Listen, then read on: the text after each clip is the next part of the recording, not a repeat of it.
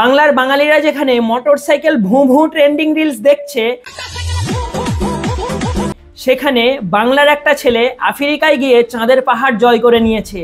সেই খবর কি আছে? বিভূতিভূষণ বন্দ্যোপাধ্যায়ের লেখা চাঁদের পাহাড়ের শঙ্করের কথা মনে আছে? অবাক করা বিষয় হলো, শঙ্কর একটি কাল্পনিক চরিত্র। চাঁদের পাহাড় গল্পটা প্রায় 100 বছর আগে বিভূতিভূষণ বন্দ্যোপাধ্যায় লিখে গেছেন, আর এই 100 বছর পর বিভূতিভূষণ বন্দ্যোপাধ্যায়ের সেই কাল্পনিক চরিত্র বাস্তবায়ন করেছে আমাদের বাংলার একজন ছেলে, নাম জ্যোতিষ্ক বিশ্বাস। বিভূতিভূষণ বন্দ্যোপাধ্যায় যখন চাঁদের পাহাড় লিখেছিলেন, তিনি হয়তো কল্পনাও করতে পারেননি যে তার এই কাল্পনিক চরিত্রকে 100 বছর পরে কোনো এক বাংলার ছেলে বাস্তবায়ন করবে।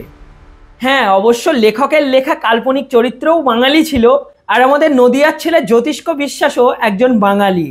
কে বলেছে বাঙালি অলস হয়? কে বলেছে বাঙালি স্বপ্ন পূরণ করতে পারে না? বাংলার ছেলে 100 বছর আগে কোনো বাঙালি লেখকের লেখাকে বাস্তবায়ন করতে পারে। বাংলার ছেলে নিজের স্বপ্ন পূরণের জন্য আফ্রিকায় সাইকেল নিয়ে যেতে পারে। বাংলার ছেলে নিজের স্বপ্ন পূরণের জন্য চাঁদের পাহাড়ে উঠতে পারে।